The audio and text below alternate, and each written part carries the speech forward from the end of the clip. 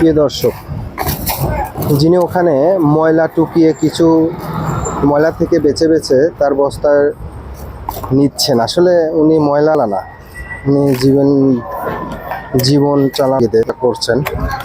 ওনার এটা দেখে বয়স বেশ হবে, দেখে মনে হলো যে কিছু সাহায্য করি, তাই দাঁড়িয়ে গেলাম। ওনাকে দেখি, আসলে কথা বলে দেখি কেন এই বয়সে ময়লা টোকাচ্ছে, অন্য কাজ না করে। উনি অসুস্থ নাকি? ওয়ালাইকুম। ওয়ালাইকুম সালাম। কেমন আছেন? ভালোই আছি। বাড়ি কোথায় আপনার কাকা? আমার বাড়ি মুন্সিগঞ্জ। বয়স কত কাকা? আমার বয়স ধরেন 60। 60? আচ্ছা আচ্ছা। এই আরো তো কাজ ছিল কাকা, এই কাজ করছেন কেন? আর অসুস্থ কারণে আর কি এই কাজ করি, কোনো কাজ না থাকে না এই কাজ করি আর কি।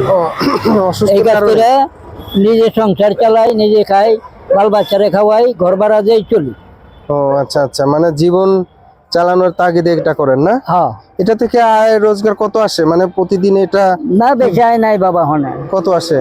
ধরেন 300, 200, 300, 400 আগে আসলো, নাই নাই অনেক খাইলে এখন আসে না? থাকুন। আচ্ছা দর্শক, দেখেন এই ময়লার ভিতর থেকে কোনটা মূল্যবান, কোনটা ফেলে দিতে হয়। এখান থেকেই ময়লা আমরা দেখলে নাক চেপে ধরে এখান থেকে চলে যাই, কিন্তু উনি এই ময়লার ভিতর থেকে মূল্যবান জিনিস এটা বেছে বেছে এই বস্তাতে নেয়। বস্তাতে নিয়ে সেটা আবার প্রক্রিয়াজাত করে যেখানে বিক্রি করে সেখানে বিক্রি করে 300-400 টাকার উপরে আর কি হয় না। তারপরে উনি জীবন চালানোর তাগিদে, ওনার ছেলে মেয়ে নেই, একটা মেয়ে আছে, বিয়ে দিয়ে দিছে।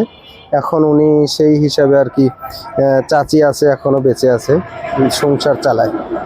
মানে জীবন কত অসহায় হলে আসলে এগুলা করে। এগুলা থেকে আমরা মুখ চেপে ধরে চাই, আর ওনারা এখান থেকে সমস্ত কিছু ত্যাগ করে এখান থেকে এগুলা সংগ্রহ করে। যাই হোক,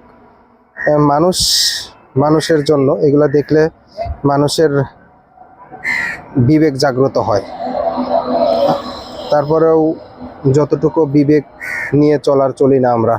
চাচাকে আমি যতটুকু পারি সাহায্য সহযোগিতা করে যাচ্ছি। আপনারা এমন মানুষ দেখলে অবশ্যই সাহায্য করবেন, তারা যেন আমাদের মতো জীবন চালানোর মতো কিছু করে খেতে পারে।